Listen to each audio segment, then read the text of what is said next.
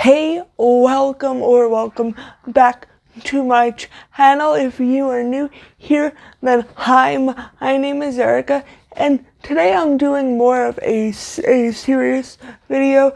So this video might not be for you if you are sensitive to topics like forced sterilization and like invasion of one's bodily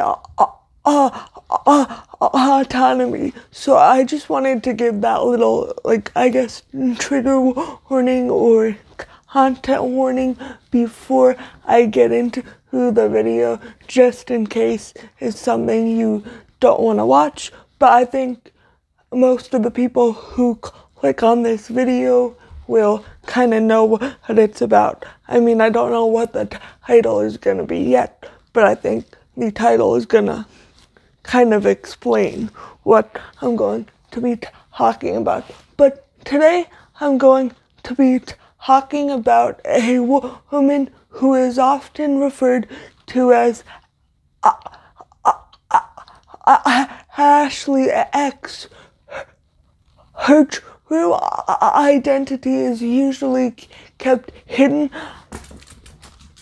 because of the nature of this story, and just the whole situation is just really infuriating, but it's also a very personal story. So I guess that's why a lot of news sources keep her identity private. But she's referred to as Ashley X, and she was born in the year that I was born, 1997. So she's about 24, I would guess. Maybe she's 25. I don't know what month she was born or when exactly she was born, but she was born in 1997, and she was born with a disability called, and I'm going to have to read off a notebook for this, so if that bothers you, I'm sorry.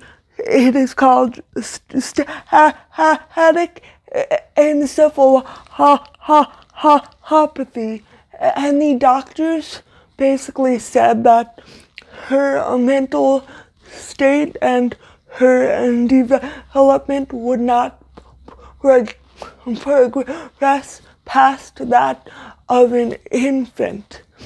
Now, if you know me, you probably know that I don't really buy into the whole thing about disabled people having a mental age, because I believe a lot of measurements for things like intelligence and maturity and stuff like that, a lot of them aren't perfect, and especially if somebody cannot speak and communicate verbally, a lot of IQ tests are not really designed for that in mind. So going into that, I'm just going to admit I'm not sure if I believe doctors when they say that she would never progress past the mental capacity of that of an infant.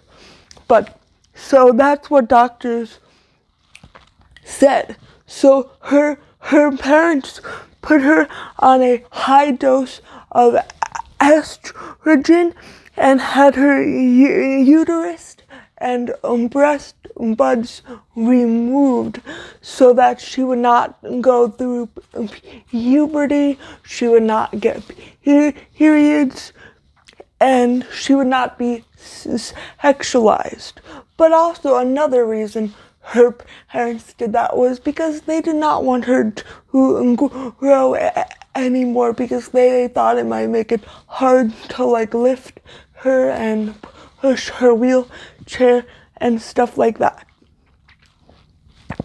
And back when this was first came to light, there was a lot of controversy surrounding it, for good reason, because just because you think somebody's mental age is this does not mean that you should stop their body from developing. And her parents basically justify this by saying they didn't want her to go through the pain of like a menstruation, and they also didn't want her being sexualized since she had an intellectual disability and allegedly has the mental capacity of an infant.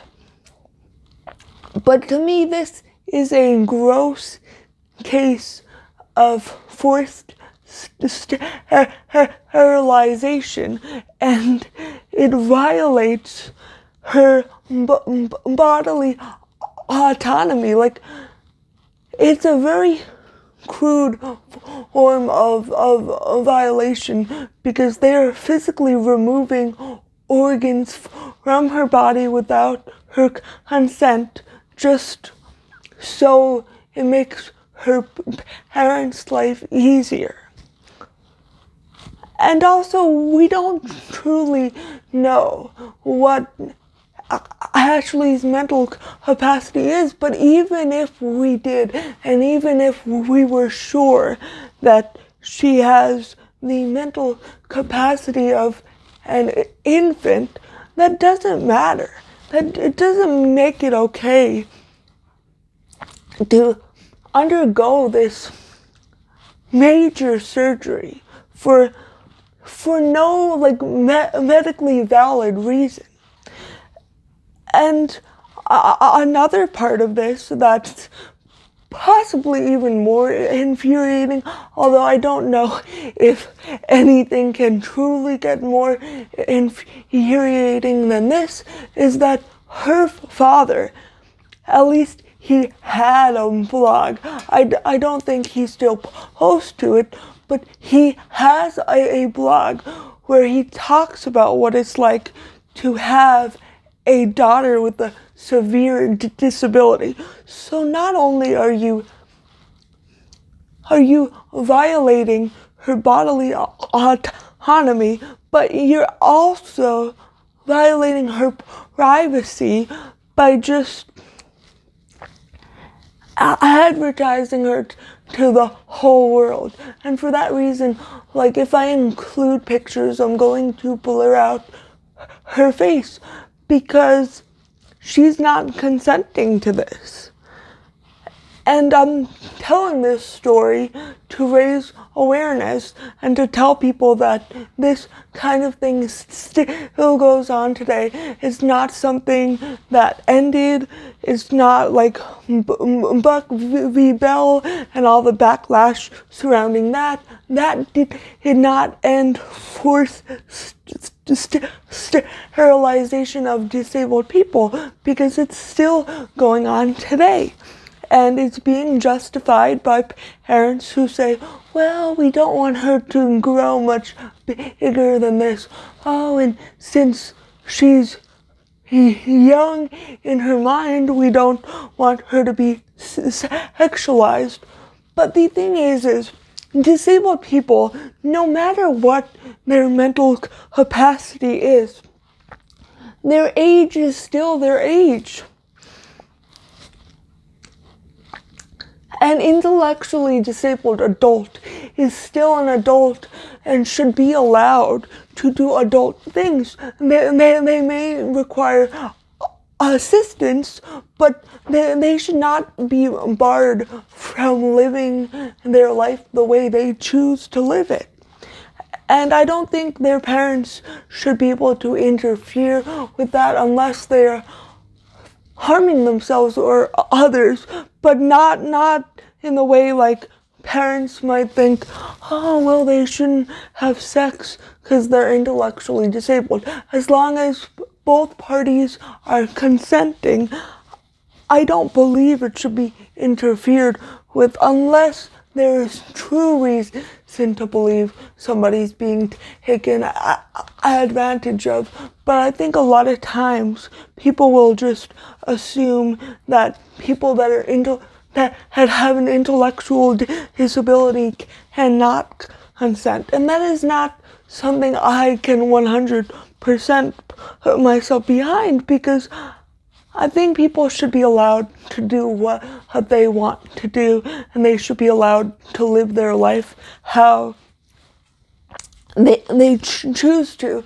And I think it's disgusting that people like Ashley X don't get to make choices for themselves, because people just take it upon themselves and believe they know what's best. And this was actually a story that I've heard of before when I read the book Brilliant Imperfection by Eli Clare. I highly recommend that book. But I read that a few years ago, and it's always stuck with me, just because how much exploitation is really involved.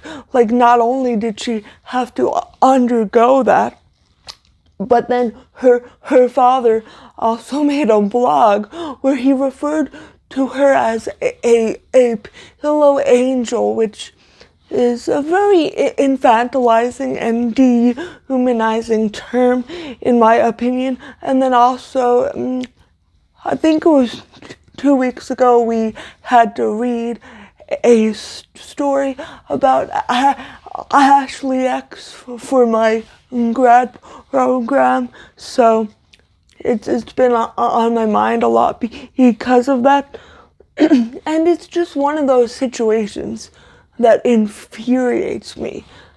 And it's a pretty well-known story, but I do feel like there's not enough awareness about it. And a lot of I'm not going to say a lot of the discourse surrounding it, because I do think there are lots of people who are saying good things, but then there are some people who are applauding the parents and basically saying this should be done to more people with intellectual disabilities, which is horrific to think about, and I don't think that should be done.